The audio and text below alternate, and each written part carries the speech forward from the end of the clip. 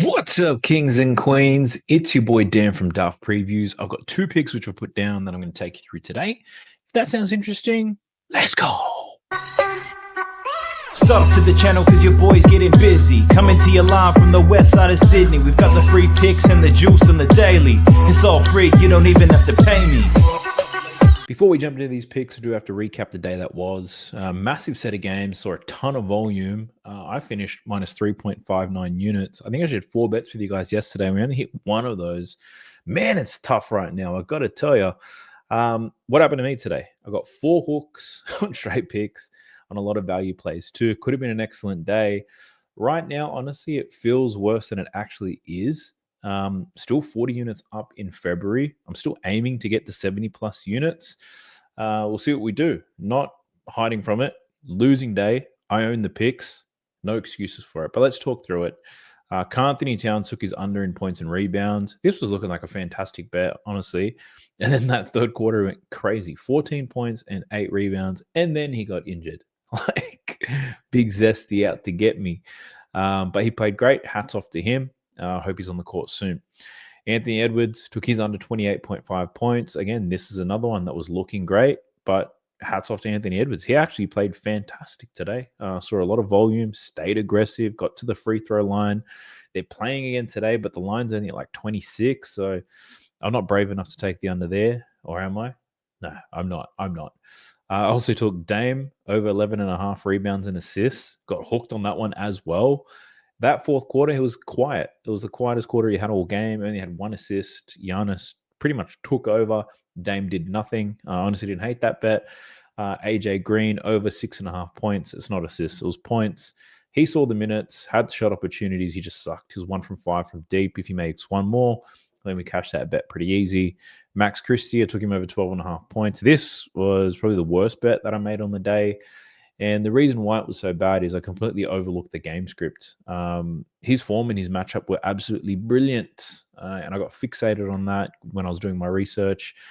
The Mavs, they're sliding right now. They got no bigs. They're getting beat up on. And the Warriors are trending upwards, especially since Jimmy got there. So I completely overlooked that. That was an awful bet. I take full responsibility for picking him.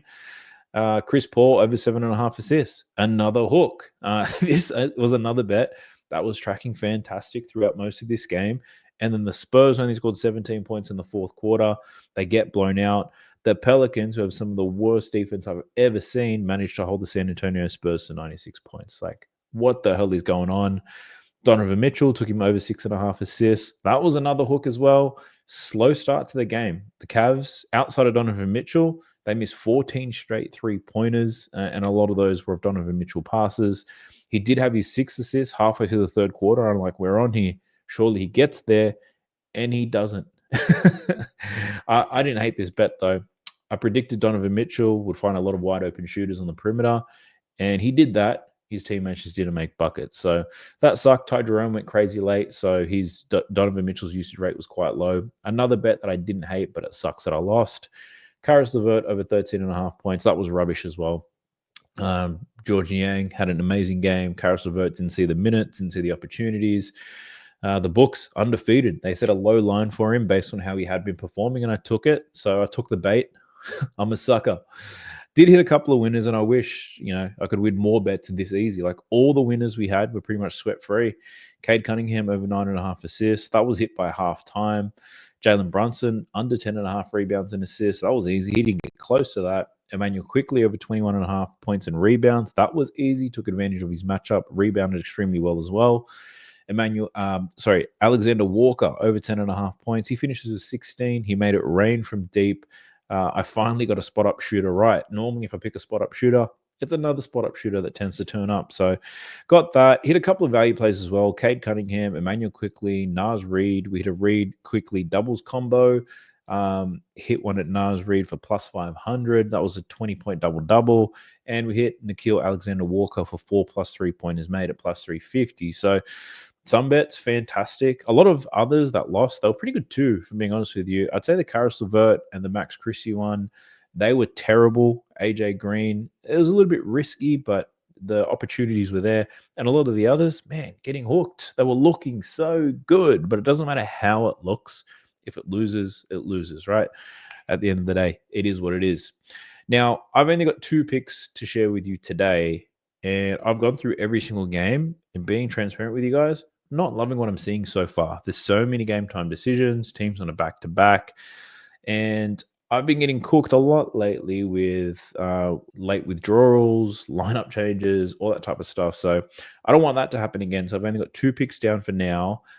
Closer to the game, I'll get some more picks down. So and I'll share that to everybody on Winnable. But before we get to those picks, if you're interested in trialing out VIP, check out Sports Millions. It's a new Pickem app that I've partnered up with. A lot of you guys have reached out to me already and taken advantage of that trial, and you got straight in there. Pretty much the reason why you should look at it, you deposit $10 and they'll give you $50. Like, it's a no-brainer. Once you play through your money, then you don't have to deposit anything again. Who knows? You might win, double your money, take it all out, whatever. Get on with your life. But check out Sports Millions. I'll give you access to VIP for a month if you email me a screenshot. But at the very least, take advantage of the $50. And I'll leave a link for that in the video description below. Now let's get into these 2 picks. I'll take you through my list of leans. Well, they're not really leans, but we'll go through each matchup anyway, and I'll give you as much value as I possibly can. If that sounds interesting, let's go. Jumping into props madness, the best tool you are going to find if you like betting on NBA player props, advanced filters. It's got a lot of things that a lot of apps don't have. I encourage you guys to check it out. 7-day free trial, plus you get 25% off if you use the code DAFT when you sign up. So there's a lot of games on, which is normally good. It normally excites me. But going through each one, I wasn't overly excited. So the 2 bets that I do have happen to be in the same game. It's his Miami Heat game versus Atlanta. Once we get through these 2 bets, we'll go through all the other ones, and I'll see if I can drop some insights for you. But the first one that I'm taking is on Tyler Hero, and I'm taking his PRA today. Looking at over 39.5 points, rebounds, and assists. It's on 40.5 in some places, and I would still take it at 40.5. But I managed to catch nice odds at 39.5. So why we're looking at Tyler Hero today? Firstly, the matchup is fantastic. Up against the Atlanta Hawks. Them in Detroit almost scored 300 points today. The total in this game, we're looking at 226. So it's not a massive one, but at the same time, a lot of that has to do with Miami and their pace, not so much Atlanta. They'll give up points to everybody. So I do like Tyler Hero to fill up the stat sheet today. We'll go through each prop really, and then we can just talk about his PRA. Firstly, when it comes to scoring some points, his hit rate's not the best, 11 out of the last 27, but we do have to filter some players out. Let's look at games without Jimmy Butler. Let's get him out. He's projected to play like 36 minutes today, so let me get the filters right. Let's just look at games over. Let's look at between 30 and 40, just see what we're messing with here. Tyler Hero over this line at only 10 out of 24 games when he sees this set of minutes. When it comes to points, 24.9. But this matchup is fantastic in every single way. If we look at how Tyler Hero scores his points in the pick and rolls, 26% of his points. In transition, it's 18%. As a spot-up shooter, it's 17%. Plus, he gets to the free throw line as well. The Atlanta Hawks below average in all of those categories. But when it comes to pick and roll ball handlers specifically, they are one of the worst in the league. 3rd most points allowed to pick and roll ball handlers, where Tyler Hero scores most of his points. If we look at the shot chart and shot zones, we can see here, Hero scoring 46% of his points above the break. He's also scoring 39% of his points within the paint. And if you look at Atlanta, terrible around the ring, 4th most points, and the 3rd most points above the break as well. So in terms of how he likes to score, where he likes to score, it's all making sense here for Tyler Hero to get some buckets. The spread in this game is only 1 point. So if this game is tight, Tyler Hero should see a ton of minutes here and a lot of opportunity. Now, if we look at his assist prop, that line is at 7.5, and it is quite high. But I must say, Tyler Hero did a great job most recently today against Milwaukee with 11 assists. He's got a much softer matchup against Atlanta. Not to say that he's going to hit 10 plus, but he did hit it against them last time. Last time against Atlanta, he had 10 assists, 28 points, 7 rebounds. He covered every single one of his props, and I'm hoping he can replicate that today in a really soft matchup. So in terms of assists, where does it all happen? So Tyler Hero, 34% of his assists come around the basket, where obviously Atlanta give up a ton of points. You can see it here, 3rd most points, 3rd most assists allowed under the basket as well. So hopefully Tyler Hero can find Ware, can find Bam, Andrew Wiggins, these guys diving to the basket. He also likes to find people above the break. Atlanta Hawk, 11th most assists above the break as well. And then we go into his rebounds. Lines at 5.5, strong rebounding game against Atlanta last time. Both teams are on a back-to-back, so there could be a little bit of rust. long rebounds and missed 3-pointers. Tyler Hero should be able to gobble those things up. So in terms of which one do I like the most, I could not tell you. So I'm just rolling with the PRA and looking for Tyler Hero to stuff the stat sheet today. My next pick in this same game, looking at Trae Young. And this is probably going to be opposite to what everybody's thinking, because I'm of the assumption here that a lot of people are going to be taking Trae Young over his assists. And I don't think it's a bad play. It makes sense. If you look at season data, they have been giving up a lot of assists. If you look at recently, they've been giving up a lot of assists as well. When Trae Young last versed them, he did have 15 assists against Miami, 21 potential assists. Now, the reason why I'm not betting on his assist prop today is I did a deep dive into this game, and from those 15 assists, I think 11 of them are from players who aren't going to be playing in this game. Like, there's a lot of DeAndre Hunter assists, Jalen Johnson, Larry Nance. I think he's still injured, so he's not playing. Like, a lot of the guys that he was diming up to aren't going to be playing in this game. So I was like, I don't think we can confidently take Trae Young's assists, knowing that this team is completely different. Doesn't have as many options to dime up to.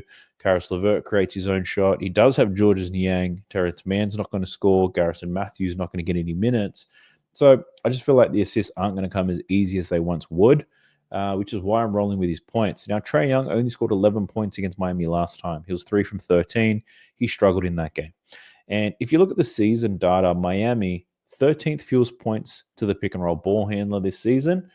Earlier on in the season, probably about a month ago, 6 weeks ago, they were top 10 in terms of limiting points to pick and roll ball handlers.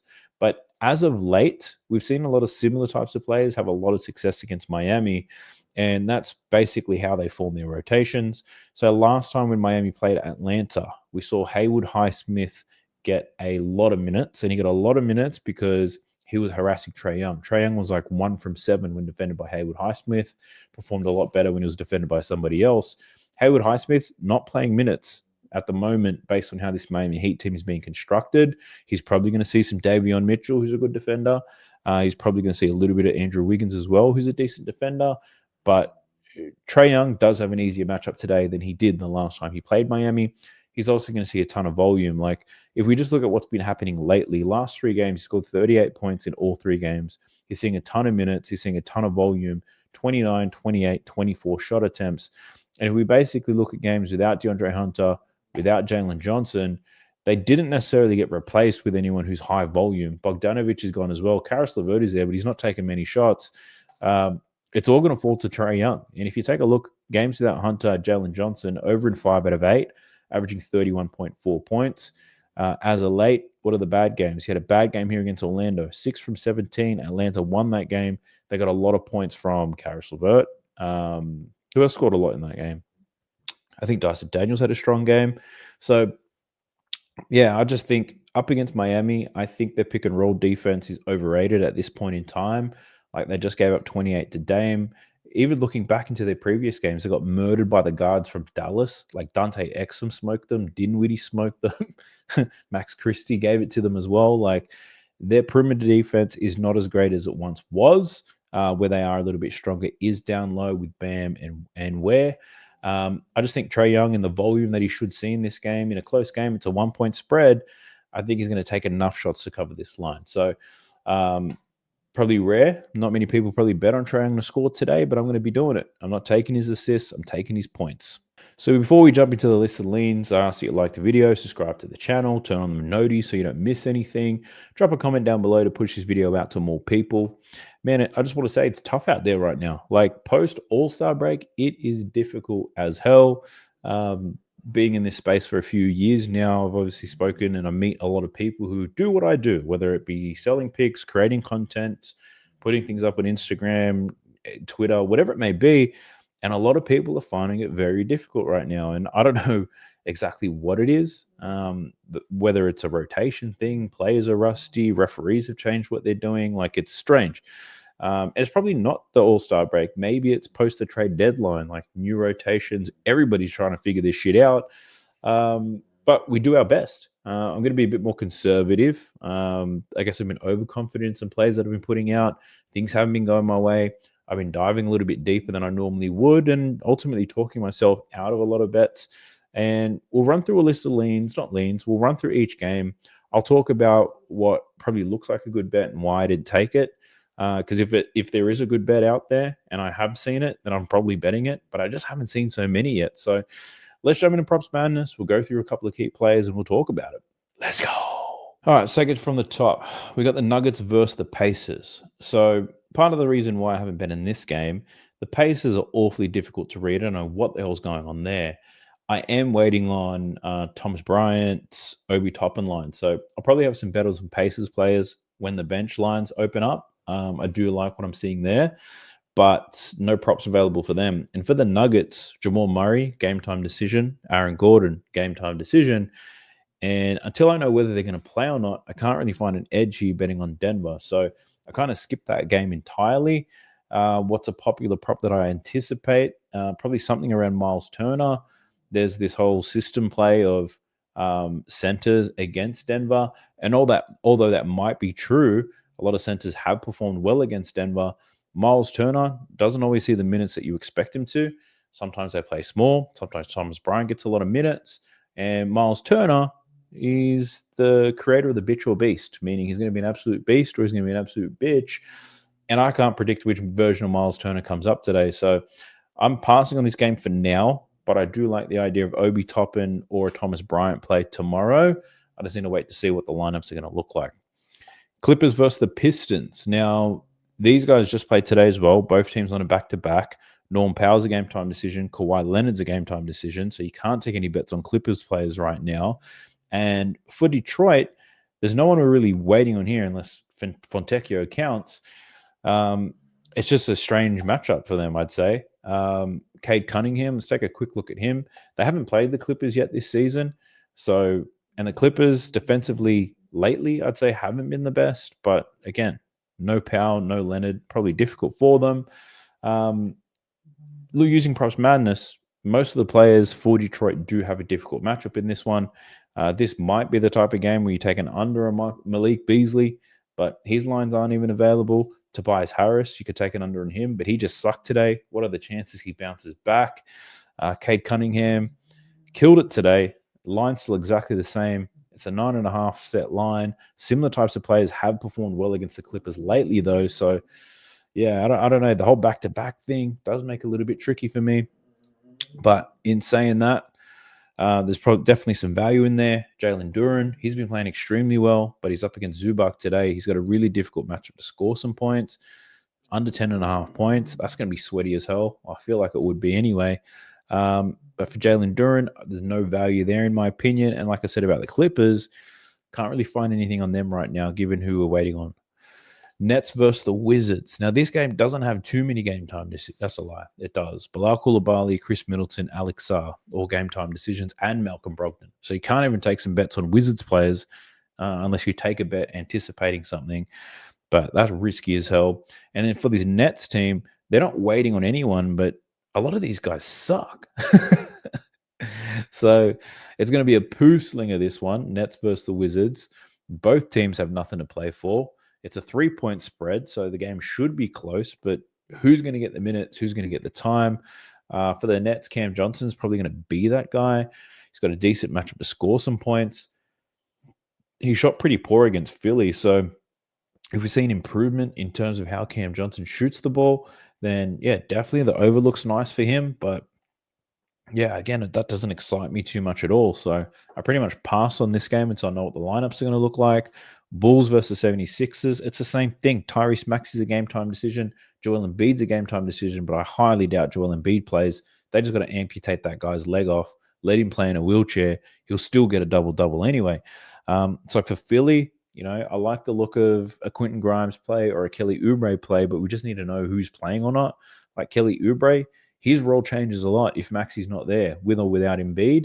Like there's a big difference. When Maxey's not there, Oubre plays less of a forward, more of a guard. When Maxey's there, Oubre's clearly playing that wing position and nothing else. So really just waiting on that lineup to be confirmed.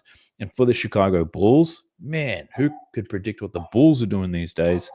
I did consider taking Kobe White over his assists, and Kobe White hasn't necessarily been balling lately, but he has had 2 games, but one went to OT, the other he played against the Phoenix Suns, who are complete trash. But at the same time, the 76ers are as well.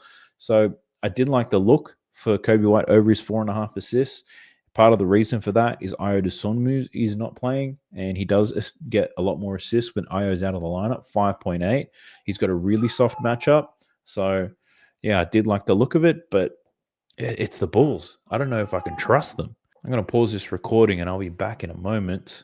Got this sweet ass baby monitor, but it looks like my son just woke up. So I'm going to go settle him down and I'll come back and start talking to you about how cooked a lot of these lineups are right now. I'll catch you in a second.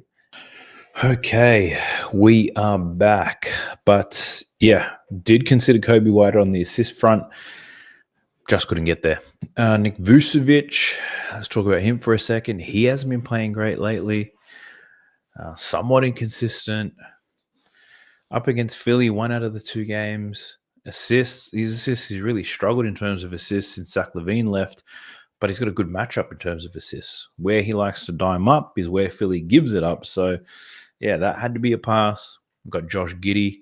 He's been playing quite well, scoring the ball nicely, dimed up against Phoenix. I took his under like a fool, but Ayo's not here, and he actually assists quite well without Ayo as well. So I did consider Josh Giddey. Let me show you how he does without Ayo Dosunmu. Look at that. 5 straight games he's gone over. 7.2 is an average over 11 games.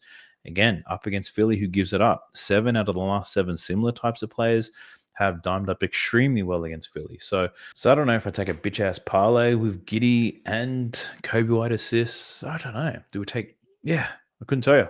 Just not loving what I'm seeing, if I'm being honest with you. The next game, Heat Hawks. So went through Trae Young, went through Tyler Hero. Outside of that, I really couldn't find anything nice here. Dyson Daniels, like I did consider his rebounds and assists for a brief moment in time. That hits quite well without DeAndre Hunter and Jalen Johnson. It's 10.5, but once again, I don't love it enough to take the play. His rebounds are good. His rebounds are probably better than the assists in terms of hit rate. Matchup against Miami, not a strong rebounding team, but that's more specifically to bigs. So, yeah, couldn't find too much edge here. The next game, we've got the Wolves versus the Thunder. Now, these guys just played today, and I spent 10 to 15 minutes thinking about how this game's going to go. I obviously consider taking the under an Anthony Edwards and being stubborn about it. His hit rate against 26.5 is fantastic, especially lately with no Randall. And, you know, you could argue 2 different things. The OKC Thunder could defend better to limit Anthony Edwards, or Anthony Edwards could shoot the ball better. He was only 38% from the field in this game. But I would also assume a lot of these key players probably play less minutes today in the back-to-back set. So I think maybe the bench would be worth targeting from both teams, like somebody from the bench. But obviously the bench players, their lines aren't available right now. So that's why I'm waiting till tomorrow, closer to the game, to make any picks on that. We've got the Blazers coming up against the Utah Jazz. And for the Jazz, Markkanen, Kessler, game time decisions as well. I'll most likely just be betting on Collier over his assists, whatever the number is that they set. It's probably going to be 8.5, 9.5. I'll be taking the over anyway. So that's probably one play that I can confidently talk about. And then from the Blazers, like, yeah, it's hard to make a pick here not knowing whether Walker Kessler is going to play or not. So, yeah, there's a whole lot of waiting at the moment, unfortunately. Looks a little bit doo-doo right now. Then we have the Hornets versus the Kings. And the first person I looked at when I checked all the props available was Yusuf Nurkic, right? So made a ton of money on his rebounds and assists the other day. You can catch it at 9.5, but the odds are awful. Actually, all of his props are awfully priced. His assist prop, I love it, but it's at minus 270, right? His rebound prop, I love it, but it's at minus 140. So it's hard to get good value on Yusuf Nurkic unless you're obviously just running a value play of alternate lines. But in terms of a straight pick, Yusuf Nurkic over his rebounds assists is money, but I'm not going to buy that at minus 150. Get the hell out of here. Miles Bridges. So there's no Mark Williams today. So a lot of people are probably going to jump on Miles Bridges because his numbers without Mark Williams are fantastic. But what we're not mentioning here is that Nurkic just joined the squad and he's only played without Mark Williams with Nurkic twice. He had 8 and 13 rebounds. So this was one bet that I'm considering taking because it's decently priced, but yeah, I don't love it to death. Kings, 11-point favorites here, so the blowout, that could happen. The Portland Trailblazers, they blew the Hornets out, but that was by 53 points. Bridges only finished with 3 rebounds in that game.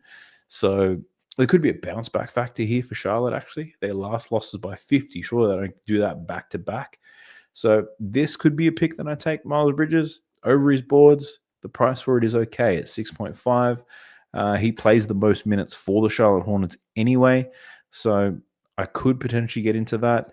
Another person I considered was Nick Smith Jr. Obviously, this Kings team gives up a lot of three-pointers. You can see it in this shot zone here. Second most points above the break, but they're also bottom 10 in points allowed in the corners. So basically a whole lot of three-point attempts. They give it up. They give up a ton of threes. Nick Smith Jr. is going to take a lot of threes. But also, Josh Green has a good matchup to score some points. Well, to shoot some threes as well.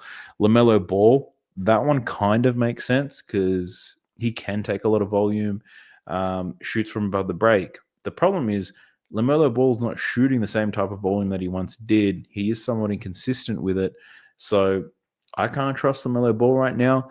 Like, a lot of people are probably looking at his season data and saying he's over this line in 17 out of his last 27. It doesn't matter. Like, I think post that trade deadline, the last 5 games, this is the type of LaMelo Ball you're going to see. This is what you should predict. Someone who's coming back off an injury, not reliable, not playing all the minutes, but also not taking the shot volume that you would expect from him. So he could come out and have a big game today. I wouldn't be surprised if that happens. It's just not the most reliable player, I would say, right now. So passing on that. Then we have all these guys from the Kings. You got DeMar, Zach LaVine, Malik Monk, Domantas Sabonis, right? These are the core 4, you could say. And they're all going to see some good usage, right? They always have similar types of lines. In terms of matchup, I wouldn't say anyone in particular has the best matchup in terms of play type. If we look at the opposing defense, like the Hornets kind of give it up in the corners, like they're soft down low in the restricted area.